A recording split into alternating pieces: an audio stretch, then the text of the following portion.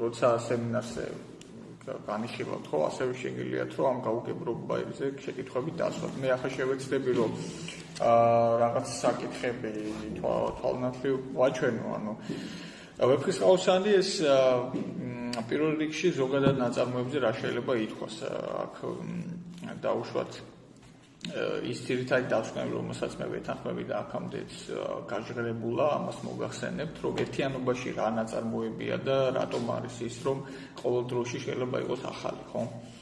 შემდგომ ვილაპარაკოთ აი პლატონის ადარი მასში და რატო არის ფილოსოფია და ასე შემდეგ, ხო? კარლ იასპერსი ის იყო მე-20 საუკუნის გერმანელი ფილოსოფოსი, რომელმაც თქვა, რომ ადამიანთა ერთობა ისტორიის ზღვარია.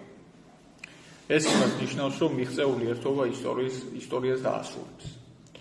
ანუ ისტორიის დასასრულის გაგება მე-20 საუკუნეში განსაკუთრებით აქტუალური იყო და არ არის შემთხვევითი. ტრადიციული ხალხშიც ძალიან აქტუალური იყო, გულისხმობ ისეთ ტრადიციონალიზმს, როგორც თავშად რუსული ტრადიციონალიზმია ან სხვა და სხვა. სადაც ზაფრად არის დასასრულის განცდა. ეს დასასრულის განცდა შეიძლება მრავალ მხრივ მომდინარეობს, შეიძლება იმიტომ, რომ ერთი ცივილიზაცია როცა მთავრდება, ისტორიის დასასრულის განცდა მაშინ იბადება. მაგალითად, ჩვენ გავიარეთ შუა საუკუნეებში, რომ ავგუსტინე ღვთის ქალაქს, იმიტომ წერს, რომ რომის იმპერია დაიცა.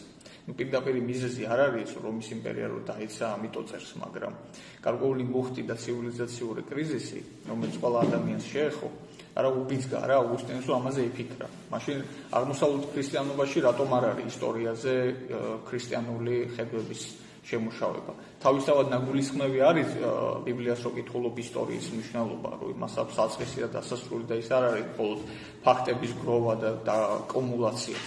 მაგრამ მაინც ისტორიაზე ფიქრი მაინც ავგუსტინემ მოახდინა. სწორედ იმიტომ რომ აი ცივილიზაციის დასასრულს ცხოვრობდა რომის იმპერიის დასასრულს. ახლა ისე თქმა მინდა რომ კარლ იასპერსი ამას ამბობს რომ ადამიანთა ერთობა არის ისტორიის ზღვარი, რომელიც ისტორიას დაასრულებს. ახლა აქ ორი აზრი გამოიყოფა დამოკიდებულების თვალსაზრისით, რომ მაგალითად თუ კი გავყვებით დეკარტისეულ ან მარქსისეულ ხაზს, მაშინ ჩვენ უნდა გვჯეროდეს რომ ეს ისტორიას დაასრულებს თავად ადამიანი და მისი განვითარება, მისი ევოლუცია, მეცნიერულ-ტექნიკური პროგრესი და ასე შემდეგ და ასე შემდეგ. მაგრამ ის არის ამ შემთხვევაში ქრისტიანულ კულტურაში მას წამს რომ ისტორიას დაასრულებს არა ადამიანი, არამედ განხორციელებული იესო, რომელიც მეორედ მოვა და რომელიც საბოლოო ჯამში დაასრულებს ისტორიას. ამის ანუ თეზისის თვალსაზრისით იასპერსი არ არის ქრისტიანი, მაგრამ ეს თეზისი იზიარებს როგორც ქრისტიანი, ისევე ნებისმიერი ახალ ევროპელი ფილოსოფოსი, რომ ადამიანთა ერთობა არის ისტორიის დასასრული. და ამ თეზის იზიარებს ასევე ვეფხისტყაოსანი. ოღონდ ვეფხისტყაოსანი იზიარებს სწორედ ქრისტიანული გადმოსახედით. ახლა რას წერს ერთ-ერთი შესანიშნავი კვლევარი მითოლოგიის, საზოგადო პოეზიის, ფილოსოფიის, შეიძლება ისეთ თითქოს ზურაბ კიკნაძე. რას წერს ვეფხისტყაოსანზე, ნახეთ. აშკარაა, რომ ქაჯეთის არსებობა ახლა ეს შინაარსობრივი კონტექსტია და ჩვენ შინაარსობრივი კონტექსტი ვიცით. აშკარაა, რომ ქაჯეთის არსებობა თავს იჩენს სიცრუისა და ორპირობის პირობებში. სიცრუე და ორპირობა ავნებს ხორცსა მერმე სულს. ანუ ქაჯეთის ონტოლოგიური საწყისი არ გააჩნია. აქ არის უკვე კაბადოკიელი მამები, ხო, რომელმაც მოგვცა სიკეთის მონიზმი ფილოსოფიაში. რომ ბოროტებას არ აქვს საწყისი და დამოუკიდებელი არსებობა. ის არის მხოლოდ სიკეთის ნაკლებობა. ანუ იმავე ხედვა არის განვითარებული, რომ ქაჯეთის პრობლემა წარმოიშვა მაშინ, როცა მოხდა სიცრუის დაშვება. სახელმწიფოებრივ დონეზე სიცრუე და ორპირობა იყო მოწვეული სასიცრუე ვერ შეუბედა მეფეს, რომ შენი ქალიშვილი მიყვარსო და ამიტომ ასეთი რამ მოიფიქრეს, ხო გახსოვთ ეს, რომ მოაკვლევინის. და ამგვარად ქაჯეთს დამოუკიდებელი არსება და არსებობა არ გააჩნია. თავი იჩინა მან როგორც მსჯავრმა. ქაჯეთის ციხის სახით, რომელიც ბოროტების უკანასკნელი ბასტიონია. აქ დატყვევებულია დარეჯანი მზადდება სიკეთისა და ბოროტების ხორცილი. ანუ სიკეთისა და ბოროტების ხორცილი ეს არის სრულ ხორცილი. ანუ ის, რასაც პრაქტიკულად ჩვენ ვადევნებთ ისტორიის განმავლობაში და დღესაც, ხო? რაიმეს რომ ადამიანი პოლიტიკაში ან სახელმწიფოში ან გლობალურად რაიმე რომ კეთდება, განსაკუთრებით პოლიტიკას ეხება საქმე, სიკეთის საფარველშია რა ეს გახვეული. ან ნებისმიერი, ანუ თავისთავად რო ჩანდეს ბოროტება, როგორც ბოროტება, მას იცნობენ და მალევე აღკვეთენ, არ დაეთანხმებიან, მაგრამ ყოველთვის ბოროტება არის სიკეთის საფარველო ქვეშ, ხო? ან პირიქით ბოროტებას უწოდებენ სიკეთეს და ასე შემდეგ. და ზოგადი კონტექსტი არის აღებული ეს, რომ სიკეთის და ბოროტების ხორცილი არ არსებობს, ეს არის სრულ ხორცილი. და ბოლოს ნათქვამი, რომ ბოროტსაც ძლია კეთილმა არსება მისი გრძელია, ეს ნიშნავს, რომ დაძლევა არის საბოლოო და ისტორია დასრულდა. ქაჯეთის კონტექსტი არის უკანასკნელი ბასტიონი ბოროტების, როცა ქაჯეთს იღებდნენ, ბოროტება დასრულდება და როგორ თავდება და როგორ ზრდება ვეფხისტყაოსანი. მუდმივი ხორცელია. ანუ ერთ ადგილზე არის ხორცელი, მეორეზე გადავდნენ ისევ ხენა, მესამე გადავდნენ ისევ ხენა და სუფრა, ანუ მუდმივი დღესასწაული. გესმით? ანუ ან რას ნიშნავს ბოროტსაც ძლია კეთილმა არსება მისი გრძელია. ის რომ ბოროტება არის გარკვეულ დროში, მაგრამ სიკეთე არ არის დროში. სიკეთე არის დროის მიღმა. ანუ მას აქვს მარადიული განზომილება. და როდესაც დრო მთავრდება და მარადიული განზომილება შემოდის, კაბადოკიისა გრიგოლ ნოსელი, რომელმაც შემოხო უჟამო ჟამი. როდესაც შემოდის აი ეს უჟამო ჟამი, მაშინ ბოროტება სამუდამოდ მთავრდება. და ეს არის ისტორიის დასასრული. ამიტომ ვეფხისტყაოსანი თუ გველაპარაკება ისტორიის დასასრულზე და მარადიულ დღესასწაულზე, რომ იქნება დღესასწაული და ეს ამთავრდება, მაშინ რა თქმა უნდა მისი წიგნი და ეს ვეფხისტყაოსანი არის მარადიული წიგნი. ახლა უშუალოდ ეს ზოგადი კონტექსტია და მოდი უშუალოდ დავიწყოთ თუ რაში არის საჩანს პლატონი და საზოგადო ფილოსოფია, ხო? აქ არის ლაპარაკი, რომ ვეფხისტყაოსანი შეიძლება იყოს ნეოპლატონური, ქრისტიანული, სუფისტური, ყველა სწორია. ოღონდ ქრისტიანობას ახასიათებს ასეთი რამ, როგორც ითხარით, ყველა კულტურიდან ღებულობს და ხედავს, რომ ჭეშმარიტების მაცვლები არის ყველგან, აბსოლუტურად ყველგან. მათ შორის როგორც აი იოანეს ლოგოსი, რო გითხარ, თუ პირველად იყო სიტყვა იყო ღმერთთან, სიტყვა იყო ღმერთი, აერთიანებს თავის თავში მოიარეს როგორც ინდუისტურ იოგას, ასევე ჰერაკლიტეს ლოგოსს, გარკვეულწილად ყურანის მთავარი მესიჯი, ანუ რომ ეს არის სიტყვა, ეს ყურანული სიტყვა, ხო, სიტყვა იყო ღმერთთან. მაგრამ მთავარი მომენტი რა არის, სიტყვა განხორციელდა და მოვიდა კაცთა შორის, ანუ იესო ქრისტე, ძე ღვთისა. მსგავსად ამისა ყველაფერი არის გაერთიანებული. ოღონდ არა, მოდი ასე თქვა, შერეული, ეს თუ შერეული იქნება, მაშინ ამას ეძახიან ერეს, ხო, ან გნოსტიკურ მიმდინარეობას, სადაც ყველა სპირიტუალური მიმდინარეობა არის მართალი, რომ მარიმქეულობას მართალია, ქრისტიანობას მართალია, ისიც მართალია, ისიც მართალია. როგორც ისტორიკოსი, რასთან დაკავშირებით? რელიგიასთან ხო, საზოგადო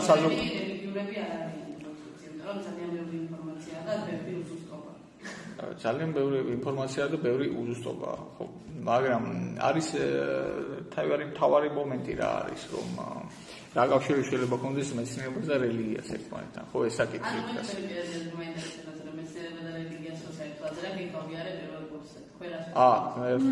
მე პირადად თუ მეკითხებით, მე ვარ მორწმუნე ადამიანი, მაგრამ არა რელიგიური.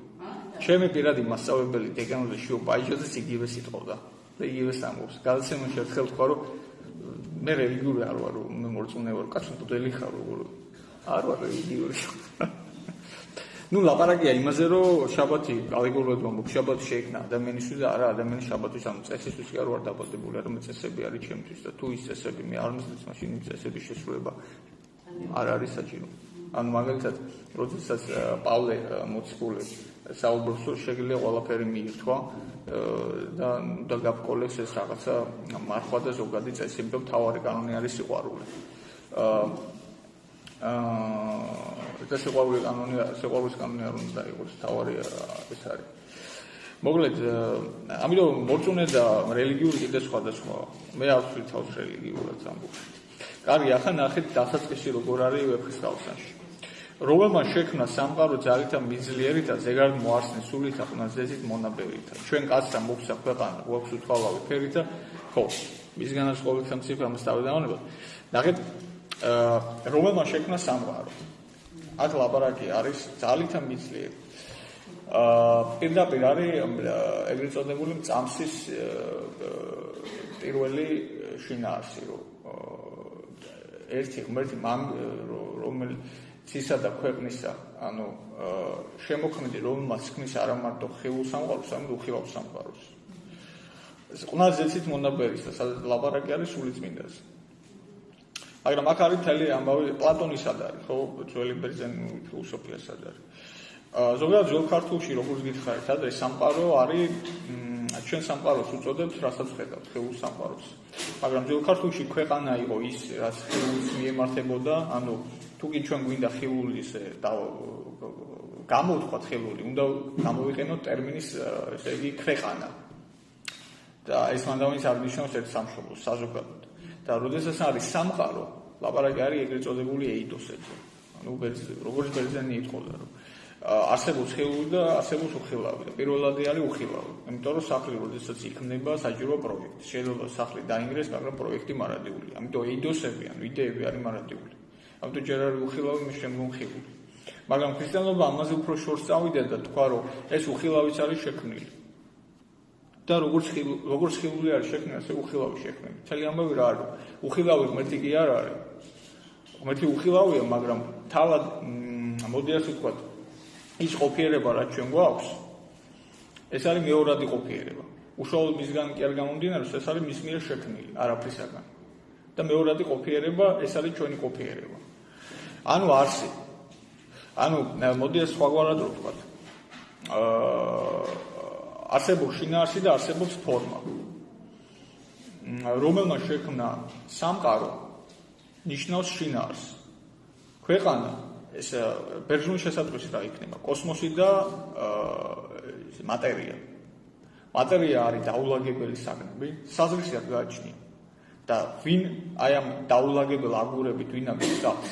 აი სახლი თუ აი ნებისმიერი ფორმა, უკვე საგანს აქვს შინაარსი, როდესაც კამი არის, როდესაც მაგიდა არის, როდესაც სახლი არის. უკვე შინაარსია. ხო თუ დაულაგებელი აგურები იქნება, მას არ აქვს არანაირი შინაარსი, ხო სწორედ. ანუ როგორც შინაარსი მოგვს, ასევე მატერია. აქედან გამომდინარეა, ჰე ღმერთო, ერთო შენ შექმნეს სახე ყოვლისა ტანისა. ანუ საზრისი და ყოფიერება ღმერთს ეკუთვნის. თუ ღმერთს უარყოფთ, მაშინ ყოფიერება გვეკარგება ხელიდან. მაგრამ რჩება რა მატერია, რომელიც არის დროში და სივრცეში. მაგრამ ამ მატერიის მნიშვნელობა და საზრისი გვეკარგება ესეც ხელიდან. ამიტომაც ახალი დროის ფილოსოფიაში ყველაზე აქტუალური რა არის? აბსურდი. ალბერტ კამი ყველაზე უფრო ცნობილია, იმიტომ არა ფილოსოფოსის კითხულობს კამის, ხო?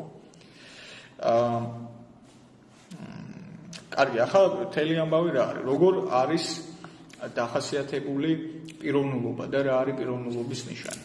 პიროვნულობის ნიშანი ეს არის, როდესაც შენ პირადად ეჭვი შეგავს სამყაროს მიმართ, აღარ ენდობი სამყაროს. და როგორ არის ხაზგასმული? აი მაგალითად. თუნდაც ერთი ამონარიდი რო წავიკითხოთ 463 გვერდით.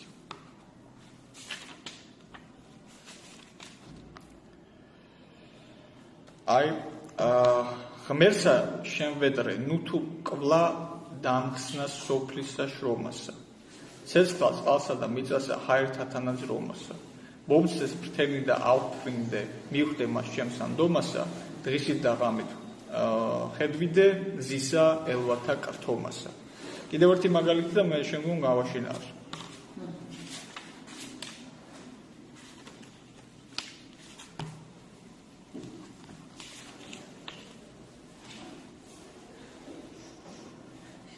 მოკლედ ახლა რომ ამაზე დრო არ დავკარგო, აი ვახსოფელთან რაში განხარდა ასე შემდეგ. ბევრი ადგილია მოკლედ ვეფხისტყაოსანში, სადაც სოფელს აღარ ენდობა ადამიანი.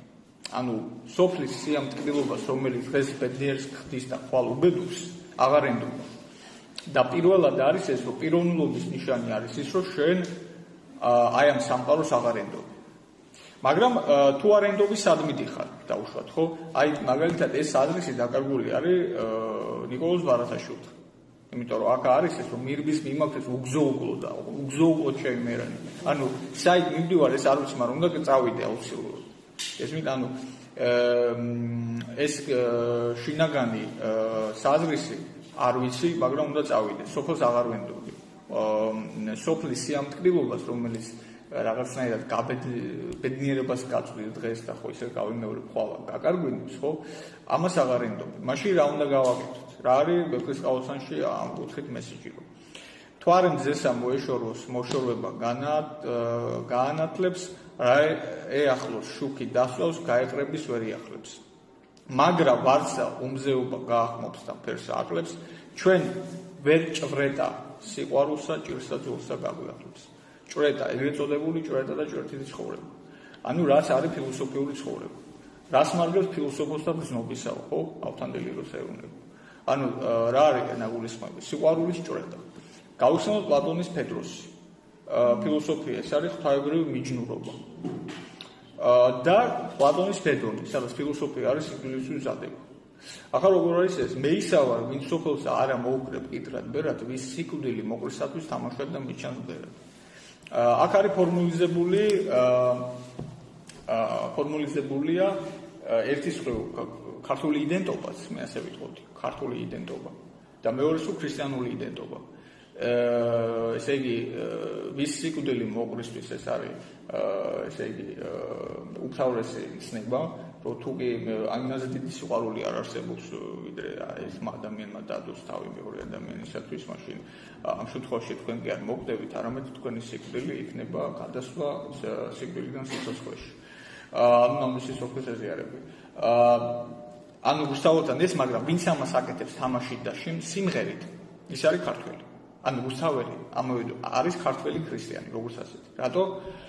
ისევ გამიგოთ, მე იგი ვარ, ვინ სოფელსა, ანუ იდენტობაზე ლაპარაკობს. ვინა ვარ მე? ვინ სოფელსა არა მოუკრებ კიდევ, ვის სიკვდილი მოყრისთვის თამაშად და მიჩანს ღერად. თამაში, სიმღერა, გავიხსენოთ კიდევ ერთი რამ, ფიცხელ ომში მღერის მაჩაბელი. ქართულ კულტურაში არის ეს მომენტი, რომ ყველგან არის სიმღერა, ყველგან არის მუსიკა. ყველგან არის იუმორი და სიკვდილს სწორედ ასე უმზერს ყოფი ადამიანი. ამიტომ შემთხვევითი არ არის ბერძნებმა, რომ დაგვარქვეს გეორგიო. ანუ არა ის, ვინც მიწას ამუშავებს, არამედ ის, ვინც აი ამ მეოთხე ელემენტს, ჩვენ ვიცით ეს ანტიკური ფილოსოფიიდან 4 ელემენტი, ხო? ვინც ამ მეოთხე ელემენტს აიღებს, ამოაყირავებს და მისტიკაში გარდაქმნის. და ეს მისტიკა უკვე არის მუსიკა. ანუ მუსიკას პრინციპში ქართული მუსიკა სადებადება და მრავალხმოვანობა. ანუ მიწასთან ურთიერთობისთვის. გადი გამოდი ისევ ეს მოვიხმოთ. გადი გამოდი გუთანო ზედკიდაბანი უთხარო. გადი გამოდი გუთანო ეს არის შრომა, ტოტალური შრომა, მაგრამ ამ შრომისაგან ადამიანი უნდა გათავისუფლდეს, რომ თავისუფალი იქცეს, იმიტომ რომ შრომა როგორი რამეა, რაც არის იძულებითი და რაც იძულებითია, ის თავისუფალი ვერ იქნება. მაგრამ როგორ უნდა გათავისუფლდეს? მისტიკით. გესმით? ანუ ძიმე შრომას აკეთებ და გარდაქმნე მისტიკაში. ეს არის ის მომენტი, რაც კოდიფიცირებული არის ვერცხლის ყავოსანში. მაგრამ ყველაზე საინტერესო არის ის, რომ რა კავშირი აქვს აი მაგალითად პლატონის სახელმწიფოსთან. ავიღოთ პლატონის სახელმწიფო. პლატონის სახელმწიფოში არის ბერძნებს როგორც ჩანს არქაული ცნობიერება დაავიწყდათ. რა იყო ეს არქაული ცნობიერება? დაწყებული ინდოეთიდან დამთავრებული ესე იგი დასავლეთის ჩათვლით, რომის ჩათვლით, ხო მთელი უკიდეგანო კონტინენტის ჩათვლით, მთელი კლასიკურ სამყაროში არ აქვს მნიშვნელობა სპარსეთი იქნება, ჩინეთი იქნება და შემდეგ არის სამწვეროვანი დაყოფა. ეგრეთ წოდებული სამფუნქციური. მაგალითად ინდოეთში ბრაჰმანები, შატრები, ვაიშიები, რაც იმას ნიშნავს, რაც სპარსეთში არის, რომ არსებობს მეფე, არის ქურუმი და არსებობს გლეხი, იგივე არის რომში პატრიციუსები, პლებსი და ვინც მართავს ეს არის სამართლებმცოდნე. ანუ ყველგან არის სამწვეროვანი დაყოფა. სამფუნქციური. რუსთაველი რომელმა შექმნა, ესე იგი, ჩვენ კაცთა მოგცა ქვეყანა, როგორც ვთქვათ, უთვალავთ და მისგან არის ყოველი ხელმწიფე სახით და მის მიერ. და რაც ღმერთმა მისცეს დაჯერდეს და მას უბნობდეს, მუშა მიწყე მუშაკობდეს, მეომარი გულობნობდეს. ანუ არსებობს მეფე, ოღონდ ეს მეფე უნდა იყოს მეფე ჭრეტელი, ვინც უჭრეთ ჭეშმარიტებას. თუ არ უჭრეთ ჭეშმარიტებას, სამართლიანი ვერ მართავს. იმიტომ რომ მან არის რა არის ჭეშმარიტება. ამიტომ სამწვეროვანი დაყოფა. მეფე რომელიც მართავს, მცველები არიან მეომრები, ვინც იბრძვის და მშვიდობიანობის დროს ასევე მართავს და ეკონომიკა არის გლეხების, ანუ მიწის მუშაკები. სამწვეროვანი დაყოფა გვაქვს ყველგან, მათ შორის უსტავოთან და მთავარი მომენტი რა არის? მაგალითად, ჟან-ჟაკ რუსოსთან ლეგიტიმაციის წყარო არის ხალხი, სახელმწიფოს ლეგიტიმაციის წყარო არის ხალხი. მაგრამ გაჩნდება ვიღაცმა, მაგალითად მარსელ ფუკო, რომელიც იტყვის, რომ ხალხი ბნელია და გაუნათლებელი. როგორ შეიძლება იყოს ლეგიტიმაციის წყარო ხალხი? არის ხალხმა რა უნდა. რუსთაველი გონდა მისგან არის ყოველი ხელმწიფე, ანუ რეალურად ლეგიტიმაციის წყარო არის ღმერთი. რუსთაველი გონდა, ანუ სიცოცხლეზე ლეგიტიმაცია. ამას წინ და ამით დავამთავრებ. გუდელი ყურაშვილი, თუ ვიცით, აფხაზეთში დაღუპული ახალგაზრდა, რომელიც შეეწირა პრაქტიკულ აფხაზურ-ქართულ კონფლიქტს და აღმოაჩინა, რომ ბერძნებს წმინდანად შეუერთოთ ეს ადამიანი. ეკითხებოდნენ მას, ვისი არის ეს მიწა, აფხაზების თუ ქართველების? დახედა მიწას და თქვა ეს ღმერთის. ანუ რაზე ალაპარაკი, რომ ლეგიტიმაცია რეალურად მოდის მომდინარეობს სიცოცხლის ლეგიტიმაცია ღვთისაგან. ანუ რუსთაველის ამას თუ გვეუბნება. ბევრი შეიძლება და სხვადასხვა მიმართულებით ლაპარაკი და დროიდან გამომდინარე მოკლედ სხვა დროს ვიყო.